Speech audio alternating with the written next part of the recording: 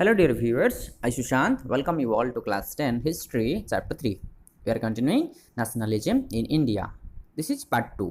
Clear? So, in Part 2, we'll study that how different strands within the movement. ये जो movement हुआ तो अलग अलग सिचुएशन था, अलग अलग जगह में, गांव में अलग सिचुएशन था और शहर में भी अलग सिचुएशन था।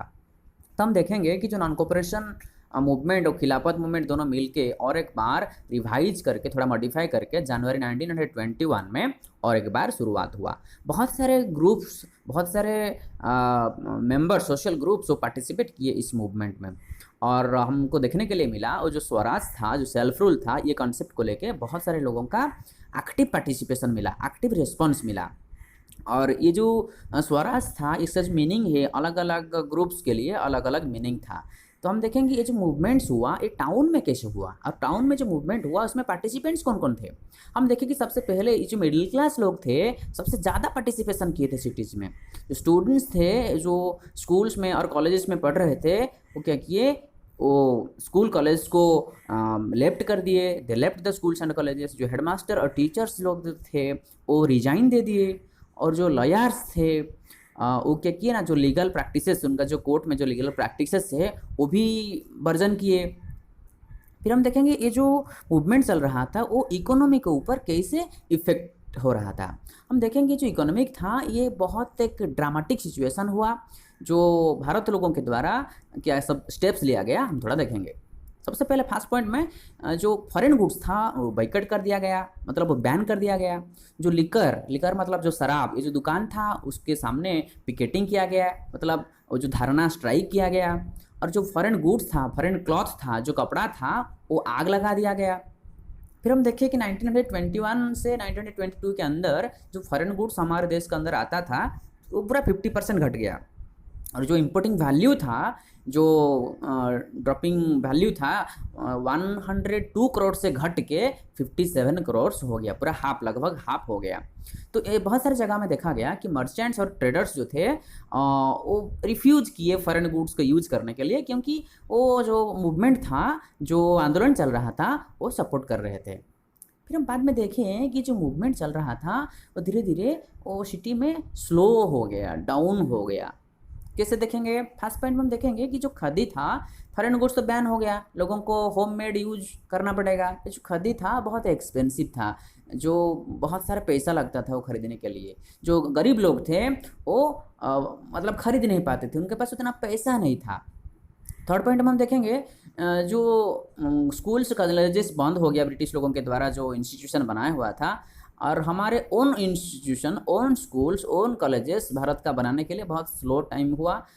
वो थोड़ा प्रोसेस स्लो था, इसलिए क्या हुआ ना, स्टूडेंट्स टीचर्स लोग जाके फिर और एक बार गवर्नमेंट स्कूल में ज्वाइन कर लिए ब्रिटिश लोगों के द्वारा जो बनाया गया था। और वैसे ही जो लॉयर्स लोग थे, लॉयर्स लोग भी जाके गवर्नमेंट कोर्ट्स में ज्वाइन कर लिए और ये जो मूवमेंट था वो स्लो हो गया। हम थोड़ा देखेंगे फिर नेक्स्ट, ये जो मूवमेंट था वो गाँव में, जो कंट्री साइड था उसमें इसका जो असर कैसे पड़ा था। हम देखेंगे औध जो है, जो प्रेजेंट उत्तर प्रदेश का एक जगह है, उसमें जो लोकल लीडर थे बाबा रामचंद्र, वो बहुत अहम भूमिका निभाए थे, उनका कंट्रीब्यूशन बहुत अच्छा था। उस जगह में जो मूवमेंट हुआ था वो जो तालुकदार थे, तालुक मतलब जो एरिया था, उनका जो लीडर थे तालुकदार थे, और जो लैंडलॉर्ड्स थे, जो जमींदार हम कहते हैं, तो उसमें क्या हुआ, वो फोर्स करते थे, लैंडलॉर्ड्स जो थे वो फोर्स करते थे गरीब लोगों के ऊपर, हेवी टैक्स लेते थे और ज़बरदस्ती फोर्स लेबर करते थे बिना पैसा दे के।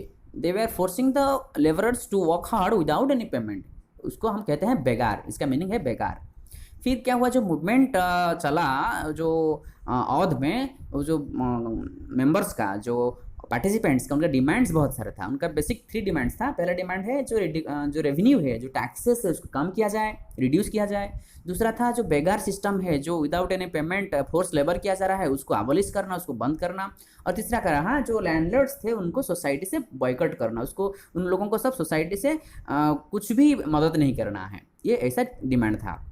फिर हम देखेंगे जो औध जगह हम बात कर रहे हैं उसमें जो कुछ लोग थे, जो बाबा रामचंद्र हम बात कर रहे हैं, उनका जो कंट्रीब्यूशन कैसा था उनके साथ और क्या क्या सब स्टेप्स लिया गया। एक औध किसान सभा के नाम एक सभा बनाया गया, जो कि जून 1920 में जवाहरलाल नेहरू वो बहुत सारे गाँव को घूमे और समझने के लिए कोशिश किए कि लोगों का प्रॉब्लम्स क्या है। और जो 1920 में वो जो जवाहरलाल नेहरू, बाबा रामचंद्र और कुछ लोग मिलके एक जो सभा बनाए, उस सभा का नाम दिया गया औध किसान सभा। तो ये सभा इतना पॉपुलर हो गया था, कुछ महीने के अंदर 300 ब्रांचेस, मतलब 300 पार्ट्स, उनका जो सभा का 300 ब्रांच हो गया। बहुत सारे गांव में ये सब अलग अलग नया ब्रांच बन गया, इतना पॉपुलरिटी था। फिर हम देखेंगे ये जो मूवमेंट चल रहा था, ये एक वायोलेंट मोड हो गया, एक एग्रेसिव मोड हो गया। क्या हुआ ना, जो पार्टिसिपेंट्स थे वो ताल्लुकदार और जो ज़मींदार लोगों के घर के ऊपर अटैक करने लगे, बाज़ार से जो सामान लूटने लगे, और जो ग्रेन्स था, जो अनाज था, वो सब चुरा के ले गए। और बहुत सारे जगह में ये बताया गया, जो लोकल लीडर्स थे वो डिक्लेयर किए कि गांधी जी ने डिक्लेयर किए हैं कि कोई भी इंसान अंग्रेजों लोगों को टैक्स नहीं देंगे या ज़मींदार्स को टैक्स नहीं देंगे। और जो गांव का ज़मीन है, जितने सारे ज़मीन वो देख रहे हैं अपने गांव में, वो सारे ज़मीन को गरीब लोगों के बीच में डिस्ट्रीब्यूट कर देंगे। तो फिर हम देखेंगे ये जो फॉरेस्ट में कहीं की जगह में हम देखें कि जो ट्राइबल एरिया है उस जगह में ये मूवमेंट कैसा था।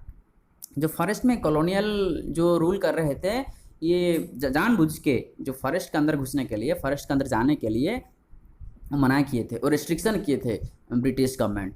और क्या हुआ ना, जो फॉरेस्ट के अंदर जो गाय चराने के लिए, जो गोट शीप लेते थे चराने के लिए, वो भी मना किया गया। और जंगल से जो फ्यूल मिलता था, जो लकड़ी मिलता था, जो वुड मिलता था, वो लेने के लिए भी मना किए। जो फ्रूट्स मिलता था खाने के लिए, वो भी जंगल से कलेक्शन करने के लिए गांव का लोगों को मना किया गया था ब्रिटिश गवर्नमेंट के द्वारा। और उतना ही नहीं, वो तो उनका जो लाइफ प्रोसेस है वो तो अफेक्ट हुआ, फिर भी उनका जो ट्रेडिशनल राइट्स था, उनका जो शुरुआत से जो उनका अधिकार था जंगल का जो प्रोडक्ट यूज करने के लिए, वो भी बंद कर दिया गया ब्रिटिश लोगों के द्वारा। फिर उस जगह में एक पॉपुलर लीडर, उनका नाम है अलोरी सीताराम राजू, वो एक नया टाइप के लीडर थे। वो खुद को बताते थे कि मेरे पास बहुत सारे वेराइटी ऑफ स्पेशल पावर है। दूसरा वो बताते थे कि मैं बहुत सारा एस्ट्रोलॉजिकल प्रेडिक्शन, मैं भविष्य को देख सकता हूँ, मैं बता सकता हूँ। और इवन इफ उनको अब अगर शूट किया जाए बंदूक से, फिर भी उनका कुछ नहीं होगा। He could survive even bullet shots, वो खुद को बोलते थे। लेकिन ऐसा बाद में क्या हुआ ना, भाई 1924 ये राजू को, जो अलोरी सीताराम राजू जो लीडर थे, उनको कैप्चर कर दिया गया और एग्जीक्यूट कर दिया गया, मार दिया गया ब्रिटिश लोगों के द्वारा। By the way, Alluri Sitarama Raju की इतना पॉपुलरिटी था, उस समय में एक हीरो थे, फोक हीरो थे, गाँव का है, उस समय में हीरो थे। फिर हम देखेंगे नेक्स्ट पार्ट में कि जो स्वराज था, स्वराज यानी प्लांटेशंस, ये जो वर्कर्स थे, स्वराज हम स्पेशली बात करेंगे, it is related to Assam. जो वर्कर्स थे उनको समझ में आया कि गांधी जी जो स्वराज का नाम में ये जो शुरुआत कर रहे हैं मूवमेंट, उनका मीनिंग था कि स्वराज का मतलब ये होता है, प्लांटेशन वर्कर का ये सब सोचना था कि फ्रीली घूमना, राइट टू मूव फ्रीली। तो ये मीनिंग लेके वो सोच रहे थे। लेकिन उस समय में ब्रिटिश लोगों के द्वारा, ब्रिटिश गवर्नमेंट के द्वारा एक नया एक्ट इम्प्लीमेंट हुआ था, जिस एक्ट का नाम है इनलैंड इमिग्रेशन एक्ट, जो कि 1859 से वो इम्प्लीमेंट हुआ था। तो ये एक्ट क्या होता है? इनलैंड इमिग्रेशन एक्ट ये होता है कि कोई भी प्लांटेशन वर्कर्स बिना परमिशन से जो टी गार्डन से बाहर नहीं जा सकते। Plantation workers are not permitted to leave the tea gardens without permission, थोड़ा भी परमिशन नहीं लेंगे वो। अगर उनका कोई परमिशन, बिना परमिशन लेके गए बाहर, तो क्या हुआ, बहुत सारे पनिशमेंट मिलता था, बहुत सारे बुरी तरह से उनको झेलना पड़ता था। लेकिन क्या हुआ, जब उनको पता चला कि नॉन कोऑपरेशन मूवमेंट शुरुआत हो रहा है, बहुत सारे थाउजेंड्स ऑफ वर्कर्स, हजार लोग प्लांटेशन जो वर्कर्स एरिया था, प्लांटेशन जो टी गार्डन था, उस जगह से घूम करके उस जगह से छोड़ के बहुत सारे लोग बाहर आ गए। बट अनफॉर्चुनेटली जो रेलवे और स्टीमर स्ट्राइक चल रहा था, वो स्ट्राइक की वजह से वो अपना घर नहीं पहुंच पाए और they were caught by the police. रास्ते में पुलिस के द्वारा वो पकड़े गए और बहुत बुरी तरह से उन लोगों को घायल किया गया।